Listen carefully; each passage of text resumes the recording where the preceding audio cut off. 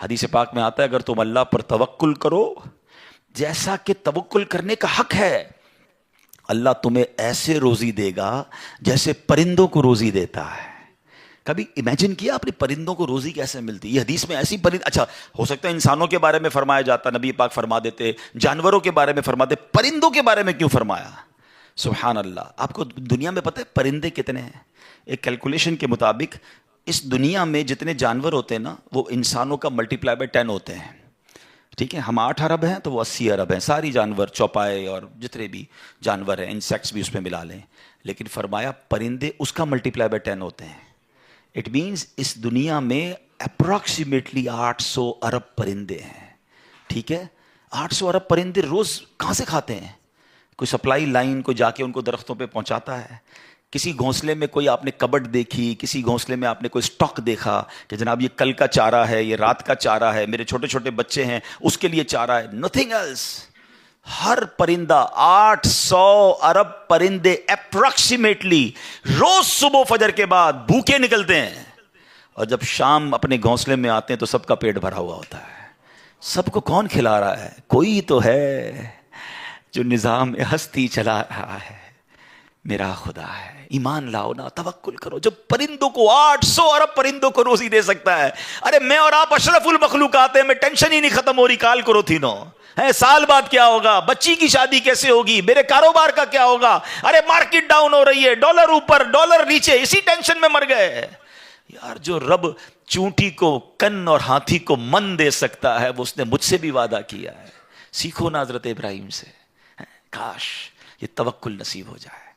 تھوڑی ایج اور بڑھتی ہے، آپ نے ایک بار ایک بڑا کمال کا منظر دیکھا کہ ایک بندے کو سمندر میں اس کی ہلاکت ہو گئی، سمندر میں وہ ڈوب کے مر گیا، مچھلیوں نے کھایا اس کی باڈی کو، تھوڑی دیر بعد اس کی لاش سمندر کے کنارے پہ آئی تو پھر جانوروں نے کھایا، اس کے بعد دیکھا کہ پرندے آئے، پرندوں نے بھی اس کی باڈی سے کھایا۔ آپ کے ذہن میں خیال آیا کہ یا اللہ یہ بندے کو قیامت کے دن تو کیسے اٹھائے گا؟ ایمان تو تھا مگر اس کی باڈی کے اجزاء تو 3 الگ الگ مخلوقات کھا گئی، اور قیامت کے دن یہ واپس کھڑا ہونا ہے اس نے۔ تو سبحان اللہ، آپ نے اللہ سے کہا وَإِذْ قَالَ إِبْرَاهِيمُ، پھر یہ دیکھیں حضرت ابراہیم کا یہ واقعہ بھی قرآن میں موجود، 3 پارے میں سورہ بقرہ۔ آپ کہتے ہیں وَإِذْ قَالَ إِبْرَاهِيمُ رَبِّ أَرِنِي كَيْفَ تُحْيِي الْمَوْتَى، اے اللہ، حضرت ابراہیم نے عرض کی کہ اے میرے رب مجھے دکھا دے تو مردے کیسے زندہ کرے گا؟ ارشاد ہوتا ہے قَالَ أَوَلَمْ تُؤْمِنْ، اے ابراہیم تو ایمان نہیں لایا، تجھے یقین نہیں؟ قَالَ بَلَىٰ وَلَكِنْ لِيَطْمَئِنَّ قَلْبِي، اے اللہ ایمان لایا ہوں، مجھے یقین ہے مگر میں ذرا دل سے دیکھنا چاہتا ہوں اور قرار آ جائے، میں عین الیقین چاہتا ہوں، میں اس کو مزید دیکھنا چاہتا ہوں۔ قَالَ فَخُذْ أَرْبَعَةً مِّنَ الطَّيْرِ، قرآن کہتا ہے رب نے فرمایا کہ اچھا 4 پرندے لے، فَصُرْهُنَّ إِلَيْكَ ثُمَّ اجْعَلْ عَلَىٰ كُلِّ جَبَلٍ، فرمایا اس کو اپنے ساتھ ہلا لے، اپنے ساتھ مانوس کر لے، پھر ان کا ایک ایک ٹکڑا پہاڑ پر رکھ دے، مِنْهُنَّ جُزْءًا ثُمَّ ادْعُهُنَّ يَأْتِينَكَ سَعْيًا، فرمایا پھر انہیں بلا، وہ تیرے پاس چلے آئیں گے پاؤں سے دوڑتے، وَاعْلَمْ أَنَّ اللَّهَ عَزِيزٌ حَكِيمٌ، اور جان رکھ اللہ غالب حکمت والا ہے۔ اب ہوا کیا، حضرت ابراہیم کو حکم ہوا کہ 4 پرندے لیں۔ اب آپ نے چاروں پرندے الگ الگ لیے، مور لیا، کبوتر لیا، آپ نے مرغ لیا اور ایک گدھ لیا، ان چاروں کو اپنے ساتھ تھوڑا ٹائم رکھا تاکہ وہ آپ سے انسیت پالے، تاکہ چاروں کے بارے میں کنفرم بھی ہو جائے کہ یہی 4 ہے، کوئی اور مکس نہ ہو جائے۔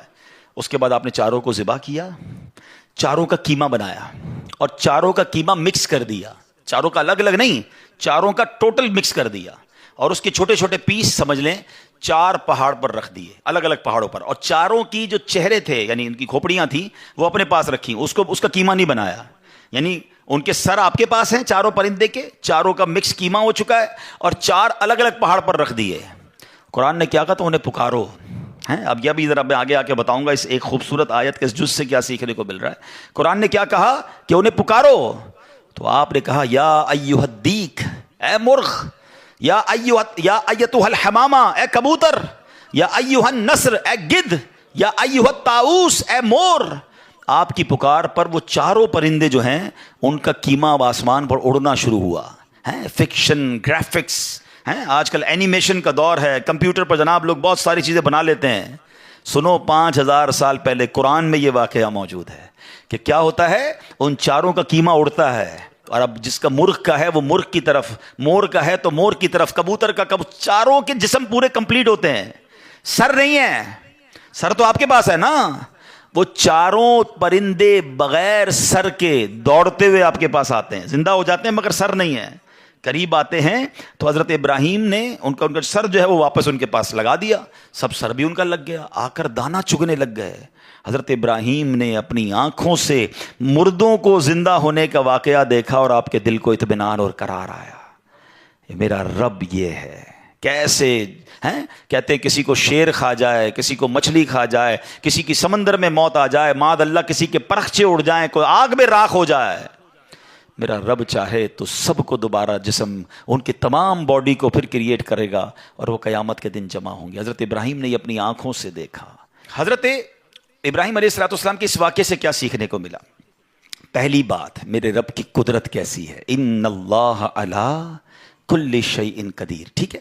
دوسری بات، علماء کہتے ہیں، صوفیانہ تفسیر اس کی لکھی گئی کہ 4 پرندے کیوں لیے گئے، کبوتر، مور، گدھ اور چوتھا مرغ۔ فرمایا ان چاروں کی نا ایک بری خصلت ہے، مرغ ہے اس کے اندر شہوت بہت ہے، جو کبوتر ہے اس کو اپنی اڑان پر بڑا ناز ہے، بڑا تکبر ہے، بہت اونچا اڑتا ہے۔ فرمایا گدھ جو ہے اس کا کیا پرابلم ہے، گدھ کے بارے میں فرمایا کہ وہ لالچی بہت ہے۔